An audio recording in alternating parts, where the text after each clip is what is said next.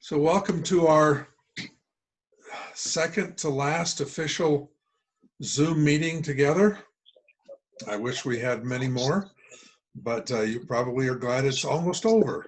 So that's understandable. I want to go over a couple of things today, particularly in regards to— I usually watch things from my own generation. What's that? Somebody said something? I don't want to stop. That was just accidental carryover. Oh, dang. That's okay. So we got Caden on with us. Good. What I want to do is ask you some questions and let each one of you, maybe we'll put some, get 10-point bonus points, extra credit points, whatever you say, if you answer the question voluntarily and get it right. Oh no, it's Tyler. Hello, Tyler. Hello. It's okay. Sorry. No, sorry. I just pinging you, giving you a bad time. Hey, I appreciate it. So here's the first question.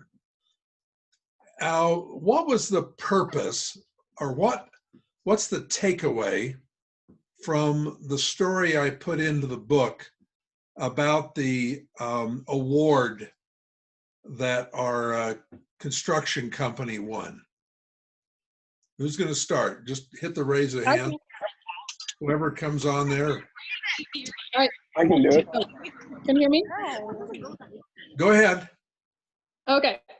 I love that idea. Actually, I worked for a company that's all they would do is just go and submit to awards. And they got so many of them because not many people do it, right? And if there was an award, they would suggest an award to be made up, and we got like these crazy awards, and people thought we were so cool because of it. And it was just really because she just kept sending in applications. So it really taught me that you can make awards out of thin air for things that are very valuable, and people see awards as, credibility. Like, yeah, if nobody else is going to blow your trumpet, you better blow your own, right? Yep.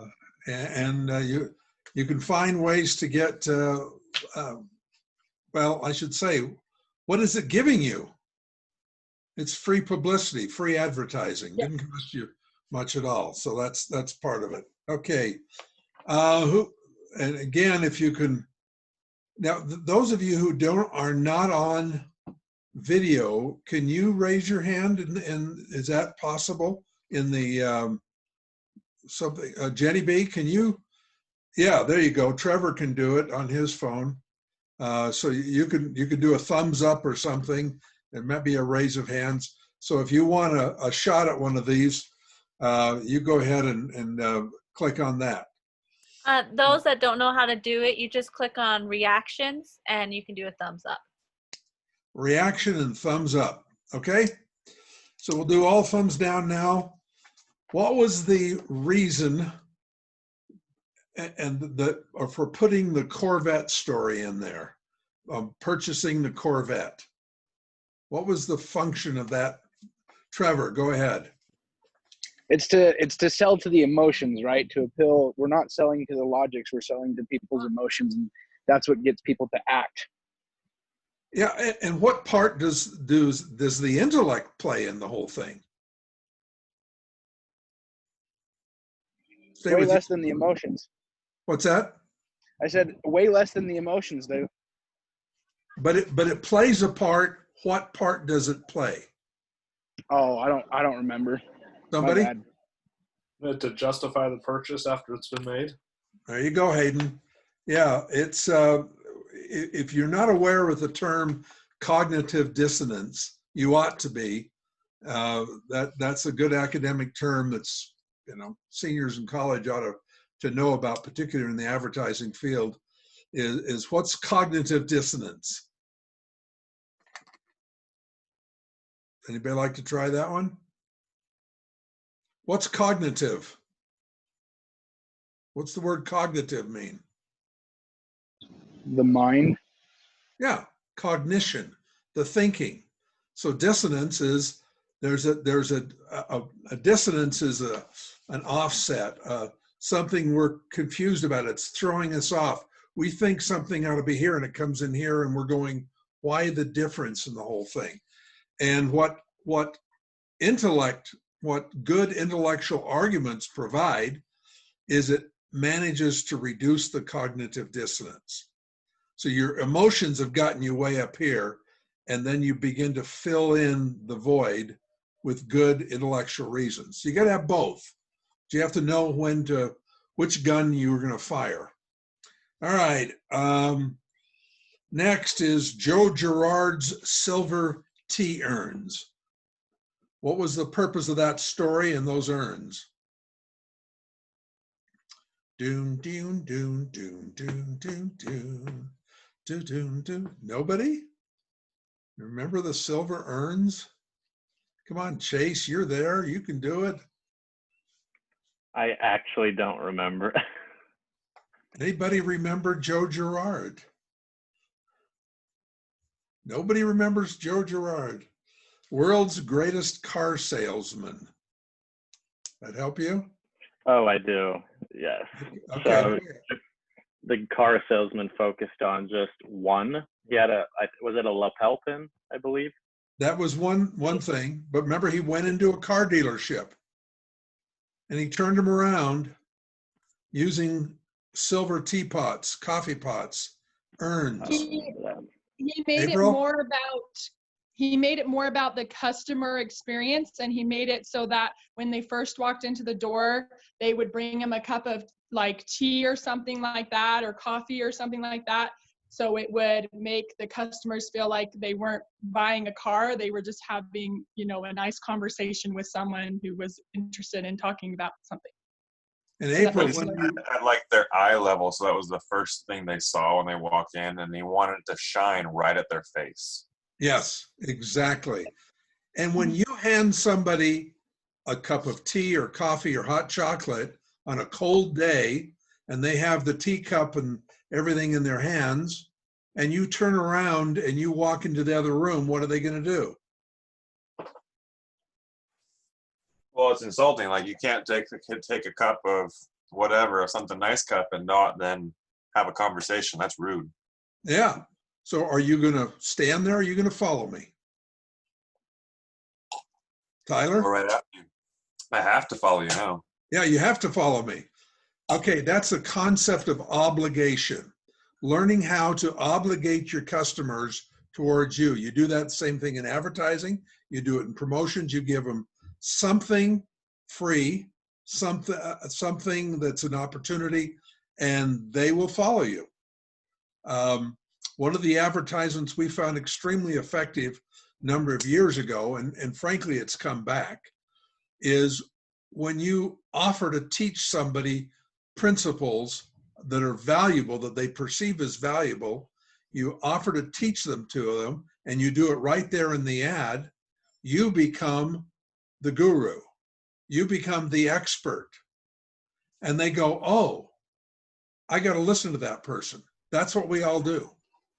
So that's that same principle of obligation. You can obligate them with money, with a cup of tea, or you can obligate them with information.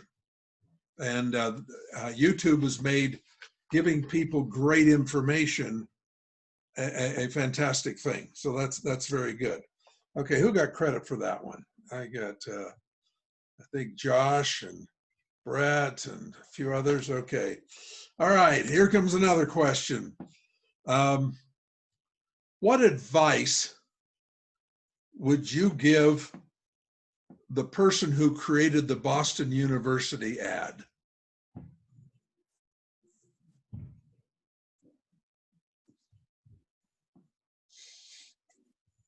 Josh. Which one? There's two of us. Oh, Mr. Hodges. Ask the question again. What advice would you give the person who created or ran the Boston University ad for singers? One sec. I think one of them is they've got to put the biggest benefit as part of the title and not hide it way down in the bottom. Yeah, That's they a need good one. to. Well, they need to have a bigger headline. So, A bigger headline? or just have like Trevor, was it Trevor? Have like the benefits stated, and it was a little too wordy as well. Yeah. Would somebody define wordy for me, other than Jenny B? Noisy. Wordy is noisy? Yeah, there's too much. Distracting. Okay. Yeah, distracting is a good word. It's like when you have it's like when you turn down the radio so you can see where you're going. Why do you Okay. do that? Because it's distracting. It's noisy. It's weird. Yeah, Rebecca's laughing at me because we all know it's true. So Joshua, you listen to the radio, I take it. When you have do you listen to music on the radio? Yep. And how many words are in the piece of music? The music I listen to, probably a lot less than some others, but Yeah. yeah, quite a bit. Yeah. So is it the number of words or the effectiveness of the words? I mean, a little bit of both, but we'll sum it up to say effectiveness of the words. How effectively can I get the message across, and Yeah. how quickly can I do it? You know, I listen to sports talk radio. I can't stand political talk radio, so I listen to sports talk radio when I've got nothing else going on. And sometimes they are very good because they make a general statement. They begin to illustrate it. They get right to the point. They state the stuff, and you're just compelling. And then other times they state the stuff, and then they go over it and over it, and then they go off to this and head off to that. And Joshua, I think that's what you're talking about when you're talking about wordiness. Is come on, guys, get to the point. Yeah. I was listening to an article a few days ago, and they talked about, they were referencing classes in auditoriums and how, in general, there's a trend where, well, we start to lose interest and our head goes down or our thoughts wander. It's because we can hear a lot, like we can absorb so much more information than what people, than how people can speak, right? Like I can hear more than you can give me. And so the trick or the challenge for public speakers is to give me as much as I need without overdoing it. Yeah. Or without overdoing or underdoing it, so that way I'm not being overwhelmed nor underwhelmed. Like give me the right amount. Yeah, Does that make sense? which you are absolutely nailing the whole point of how many words should you use? Enough to get the message across. Right. And how you're going to get it across, one of the best ways is a general statement followed by an illustration. That's usually the pattern that goes on there. Okay.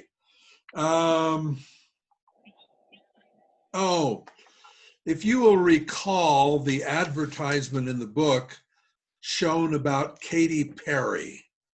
Everybody knows who Katy Perry is, other than me. I laughed at that one. And I've listened to her music and I think even less, so that's just ignore me, I'm old. But Katy Perry, that advertisement, what was very good about it and what was useless about the ad as far as a small business owner is concerned? Okay. Who would like to answer that? A thumbs up someplace? Can you repeat the question again? Yeah, the Katy Perry ad that's found in the book. Yeah. Remember it? Yeah, I'm looking at it. Okay. Yeah. What's very good about it and what is useless about it as far as a small business owner is concerned?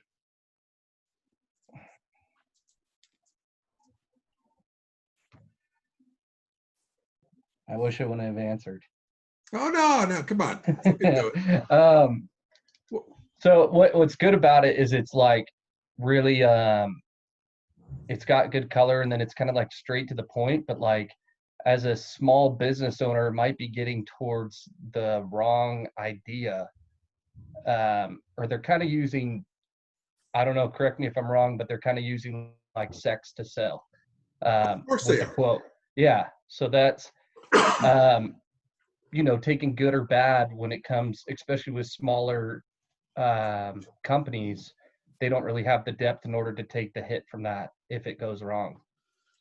That's my idea. Okay. Is it use, again, almost anytime I ask you about an ad, think about the analysis criteria I've given you. AIDA, attention, interest, desire, and action. And There's no analyze call it very quickly anywhere with on that the ad. title. What's that? There's no call to action anywhere on the ad. Okay, no call to action. That's Yeah, I didn't know deadly what it was for a about. small business person. Okay, you can't trace it. How about attention? That's there. That's easy. It makes great. my eyes flow. Yeah, but Yeah. So it's a, that's one of the things that is the hardest things for people in studying and doing advertising to come across, is to understand that attention is wonderful, but how is it going to turn into a sale, and how will I know it? Right? Okay, Tyler, we'll give you kudos for that. I guess we ought to give Josh some kudos on that too. All right, here's another one. What was the point of the big bank bailout discussion? If you recall that far back, we were putting together the big bank bailout. Who wants to take on that one? We don't want to let Josh and April get all the bonus points here. How about somebody else got that? Can anybody remember what the big bank bailout was and what was the whole point of that? And specifically, when I came up with the term big bank bailout, there was a principle there.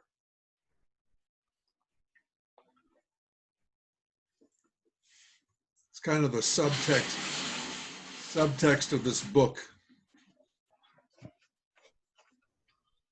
All right, I'll give it to you. Marketing is not magic. You don't come up with slogans that are effective just by magic. You come out of them with trying it and trying it and trying it and trying it, and bang, there it is. So marketing is motion, not magic. Anybody remember Bill Getzinger and his typewriter? Anybody remember that story? It was a travel story. Bill Getzinger and his typewriter. You can see it made a huge impression. McKay, do you recall that story? I don't recall it. No, sorry about that. No. Okay. Who recalls it? It was an older guy, and he was for the Minnesota Gophers Club, not golfers, Gophers Club. And I asked him to write me a letter telling other Gophers how much he loved our trip. And he did. Am I bringing any bells yet? It was the ugly ad.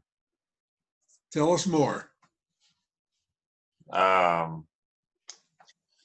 It was an ad that you consider, okay, so I think the others that were with you or corroborating with you, like, don't run it. It doesn't look very good. It's not very appealing graphically, but you felt that the writing was solid, that it had all the points that you needed to hit in terms of IDA and IRA, and you ran it, and it sold several $100,000 worth of cruises. Yeah. Like it just went off.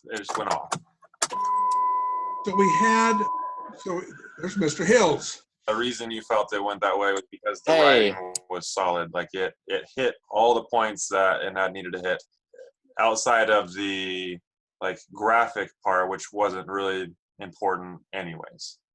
Well, it wasn't just the writing. There was something else about it.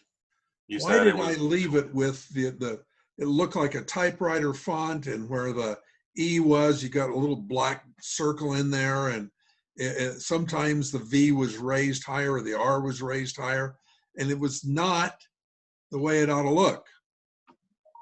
Why would I leave it in graphically like that? Couldn't I have retyped it and made it look nice? Sure, and I wouldn't have wrecked the writing at all. What do you think?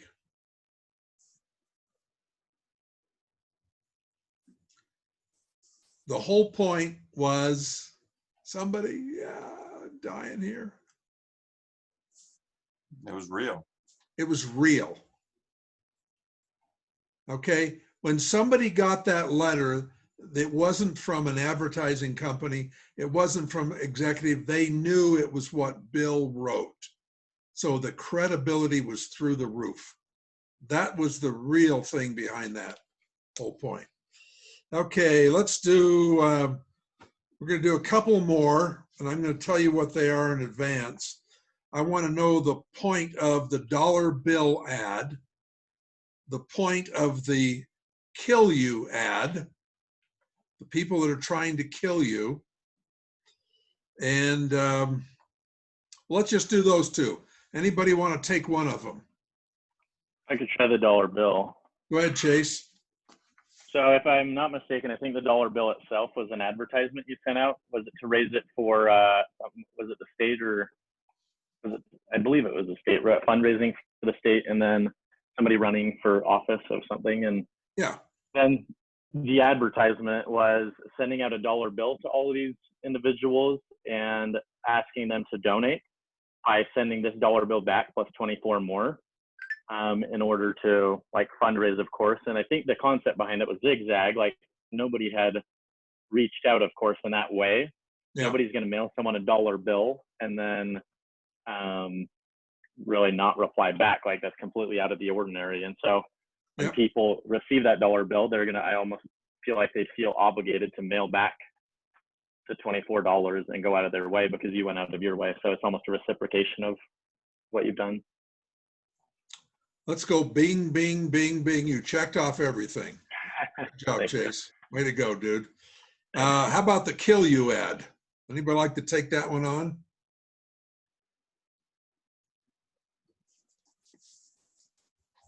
Nobody? Okay, let me ask you this. How many know what I'm talking about when I say the kill you ad? This is the Moscow ad, right? It's a Russia ad, yes. Whereas like talking about visiting a country that wants to kill you and such, and they got a bunch of backlash. Yep. Yeah. And so what's the point of that? The point of the ad? The point of me putting it in the book. What was I trying to teach you? To not do that kind of marketing? No. Okay. To Okay, I'm waiting for Tyler to say to do that kind of marketing. yeah, to do that kind. Well, I got confused because I read that it's got a bunch of backlash and stuff, but then it produced. Sorry, go ahead. I'm gonna learn. No, but how did it do for sales? It did like amazing for sales, but the Okay. So yeah, therefore, but it got bad backlash. So there was like a give and take to it, like saying that it was dumb, stupid, and other things like that. yeah, I had to put my ego aside because people were criticizing me, but then I had all these customers loving it. Right. So who am I going to listen to? The money. Yeah, the follow the money, customers. folks. Advertising is about that. Yeah. Yeah. Good Just point. because my staff felt uncomfortable, too bad. It's, no. It's, like that. the thing worked. I think also one thing that was stated in the book was that like you said never just settle with one method of advertising. Try different avenues and try different ways, and be creative, and you'll get results. So Yeah. I like that. That was stated there. As long as you've got it trackable, then you can change it.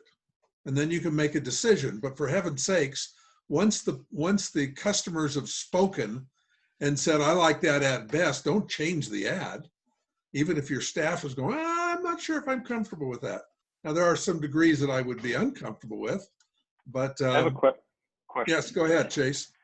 Where do you draw the line of like listening to advisors versus not? Because of course, if they have good advice, you want to listen to it. But when do you just man to your guns and say no? Where do you think you draw the line? I think that's a great question that you're all going to face. Is an advisor is not a dictator. An advisor is giving you advice, and it's up to you to process it, to synthesize it, to think about it, and then you're going to weigh it against a lot of other things that they're not aware of. And you're going to come to your own conclusion. Stick with your guns. Once you know. See, I knew it was a great ad. I knew it. I didn't know when I first did it. But that morning, Monday morning, when the phone calls came in, and in like 3 hours, we had had more phone calls than we'd ever had in a week before. I went, that's a great ad. And yet, I let the advisors continue to go, well, we're uncomfortable with it. Well, you don't have to work here. I'm here to sell these cruises, and there's nothing morally wrong. There's nothing pornographic or any of the other things are disgusting and things that you don't morally agree with. The fact is, it was the country that was trying to kill us. That's just a simple fact. And we were going to kill them back. So, unfortunately, they didn't have any money, so we could go over there and tell them, go visit America that's been trying to kill you. They all wanted to come anyway. They would have paid their own way. So, yeah, that's what it is. So, does that help you, Chase? And I'll tell you, that's not an easy question, an easy answer. But I will tell you, the longer you are in business and the more things you do with it and anything else, you've got to let advisors be advisors and let them stay on the sideline when you're telling them to. Okay, thank you for your advice. That's great. I'll give you an example of that, Chase. Abraham Lincoln was deciding whether or not which venue he was going to deal with the Emancipation Proclamation. And he had 8 members of his cabinet in the cabinet room with him. And he said, I think I'm going to do it at Congress on such and such a date. And they argued against it. And he said, okay, let's have a vote. All in favor, he raised his hand. All opposed, they all raised their hand. He says, the ayes have it. The yes had it. So, that's what a good leader does. And they take the advice, but they also know when it's time for you guys, the advisors, to get behind me and support me. And that's an important part of the thing. So, okay, that was just kind of a brief review of some of the things we've read. What I have down here in the meeting we were supposed to talk about even further was how do you apply the things you're reading to the promotions of the company that you're studying? How can you do that? It's not enough to write an ad. You're going to have to think about the promotion that you can do for that company. And this may be a short discussion. Hopefully it's long, but do any of you have any thoughts of a harebrained idea you had on how you can help that company get free publicity and promote their product without spending much? You may have to spend a little.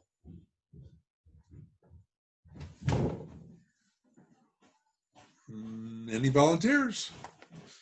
No volunteers?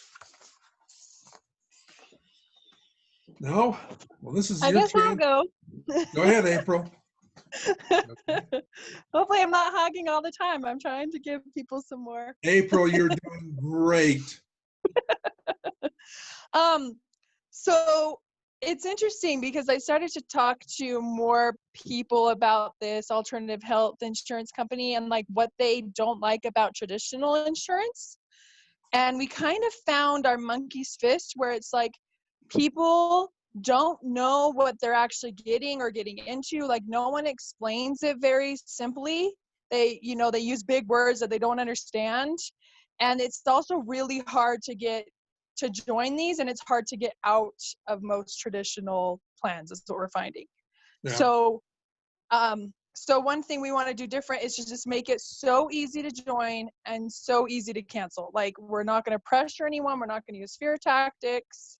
And then just make it about educating our members so that even if they leave, at least they'll know what they're getting in health insurance.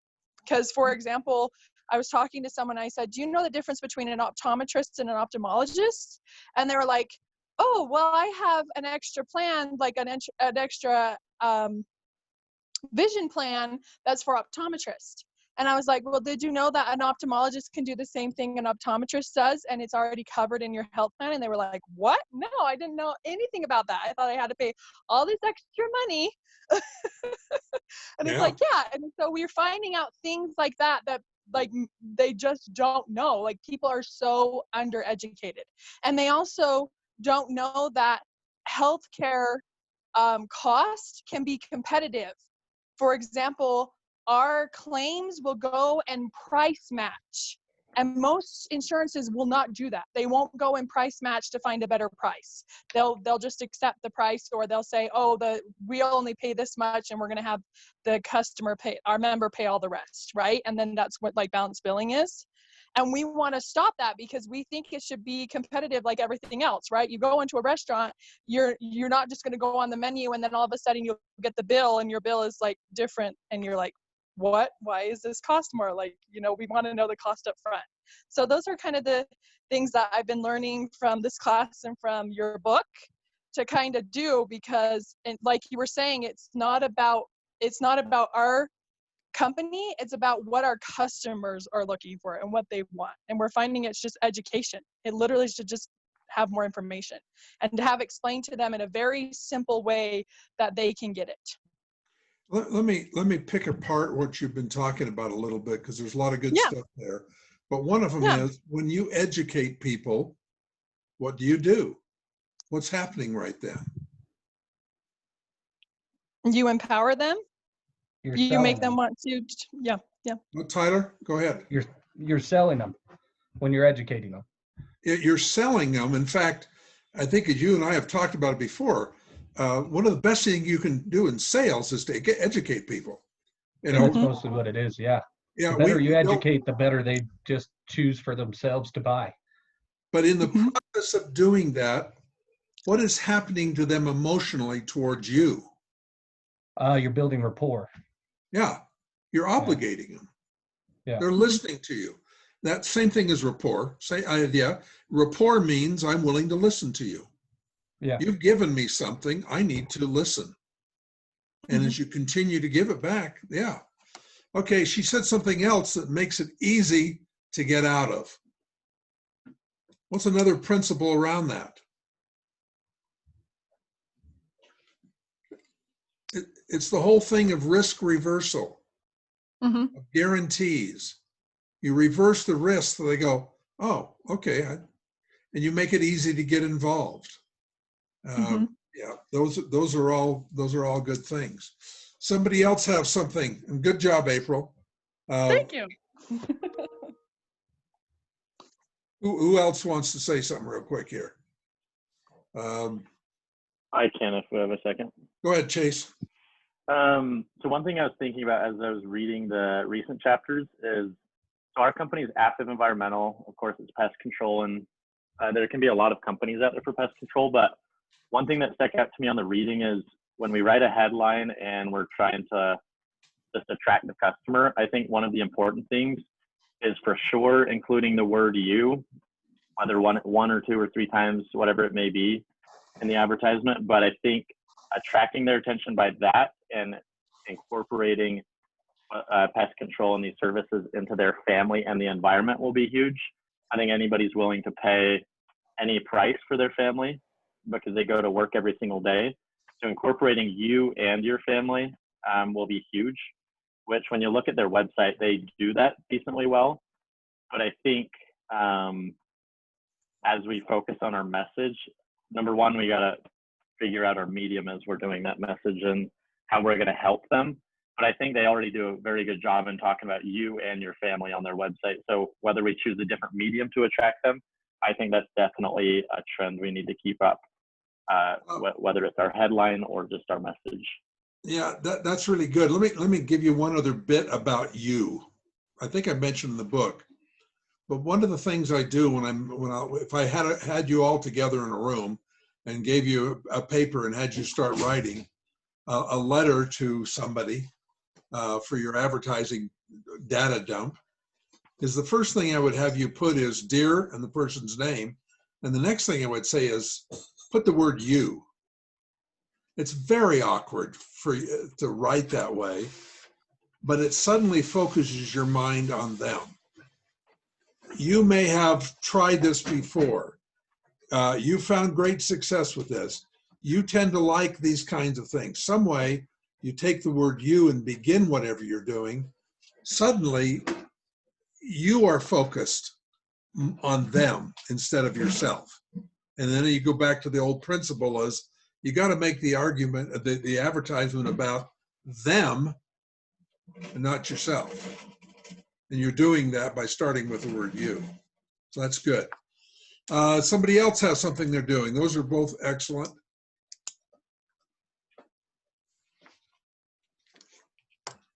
Sounds like Diana's going to bake us a cake or something, or take an order for a cake.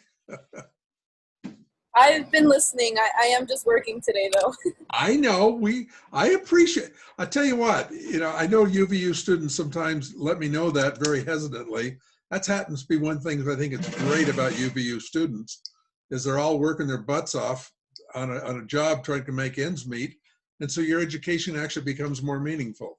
You have something to apply it to. So don't apologize for that. I think it's very good. We've got all kinds of people on the phone that they're on their way home from work, and that's cool. That's great. Other things you'd like to bring up about promotions? Because I have something else I want to conclude with today, but I want to make sure we've covered what you want to cover.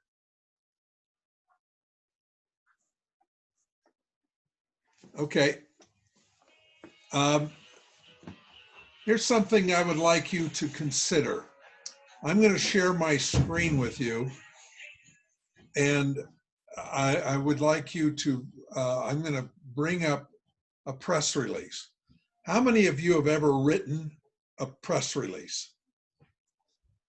Raise them high if you've written a press. So get a thumbs up or nobody?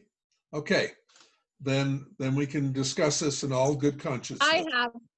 April has. Okay, there's one. All right. Let me share the screen. Here's files. Whatever this is. I also want to point out to you a number of things I know you may not be looking at because it actually tracks here who's been onto these things. So that's good to know. Radio Signals gives you some good information on promotions and doing things on a promotional basis. The Afghan guy, these are some pictures of me involved in a promotion where I was leading a rally in Washington, D.C. Some of you, I told you about The Art of War. I think some of you have gotten it already. That's still pretty good, that Gary Halbert letter. The radio commercials, if you're going to do anything on TV or on radio, and even now with Google Ads actually tend to fit more along the lines of radio than they do traditional print ads because of they're fluid. They allow you to do a number of things with the media, and it isn't always just visual, but it's audio as well. So these can be helpful to you. What I'd like to show you here is a press release. And what I'm showing you here are 3 press releases I wrote they going to come up? Oh, there they are. And that answers the question, what's the style for a press release? Now you're gonna do that because I'd like you each to write a press release for the business you're studying. Okay? Take you about an hour or so. You can submit it in there, and there's 3 different styles here. You can choose. I don't care. Quick Again, I question. get a lot Is of that- people tell. What's that? Sorry, quick question. Is that individually or as a group we're doing this? As a group, anything to do with studying your business is a group exercise. And again, make sure that when you submit it, the other person submits it too. Because otherwise I have to say, I don't remember who your partner is, so you're going to have to submit it for yourself. So this is one way to do it, where you, again, for immediate release, and then you've got this is for the Utah market that tends to be fairly sensitive about Haiti in some of these countries. And then it has a subhead here. So we've got a header and a subhead that got the news people reading it. So in just a very short time, they've got the whole idea of what the article or the press release is going to be about. And then in the opening paragraph, remember our 6 words, who, what, where, when, why, and how? They're in this opening paragraph. And then you begin to expand on it, and you use other devices like subheads and numbered reasons, numbered ideas, to let the newspaper editor read quickly through it to know if they want to do something with it. And finally, it ends with, it always is on one page. This is not on one page simply because I stole the initial part up here. And it tells how they can be reached, how you can be reached, contact information. Okay. Now, this is another way to do it. A little cleaner, a simple headline. This one didn't really require any more. And it managed to get a lot of newspaper reporters to come out and cover the event. Gave this organization a lot of free publicity, more publicity than had in 10 years. So, and then this is another way to do the same thing, but what it does, it's a little longer version, and this is the one that probably does the most good, is about the organization, the contact, when the event is, so you give a summary of whatever it is you're doing, and when's the ideal camera time, when's the best place. Bob Evans from Channel 13 sent a crew down there and covered it, got a lot of great video, had a big spiel on Channel 13. So you can see that there's some things, of various ways to do it. Do you have any questions about these press releases? And I'm going to stop sharing. Go ahead. When is it due, the press release for our group? Oh, how about next week? How about next Tuesday? Is that too soon? Should be good. Okay. I'd like you to have a chance to have written a press release and have it analyzed by somebody that's been in the press. And so I'll do that. Question. Yes. Coming from someone who knows almost nothing about marketing, starting off, is there a right or a wrong way to do a press release? Because I know nothing about those. Well, that's why I gave you the example here. Okay. Read So those just wanna examples. I Yeah. can help you also. I've written 10 of these. I have to write one for every class in my public relations communications. Oh, so awesome. Yeah. I know how to do this. Yeah. Okay. But Rebecca, read through those and you'll see the format. And I don't care which format you pick. Okay. I happen to be partial to the third one because I like to give I got to be careful how I say this. I've been to press conferences where I was the first questioner for George W. Bush and been to the press conferences for Ronald Reagan and done all that kind of stuff. So I'm used to it. And I'm also used to the fact that I was the BYU Daily Universe editorial page editor. So I was used to dealing with all the reporters. And I found a lot of reporters, they still hadn't gotten the idea they were supposed to report facts and not make up a story. And they tend to do that. If you can simply just follow the format I've given you, you start off with the most important ideas. You never do it. I mean, in drama, we like to start off with a sort of an important idea and cause curiosity and make it build, and then we hit them with a big one at the end. You don't do that with press releases. You hit them with a big idea at the first, because chances are they're only going to read the first 1 or 2 paragraphs.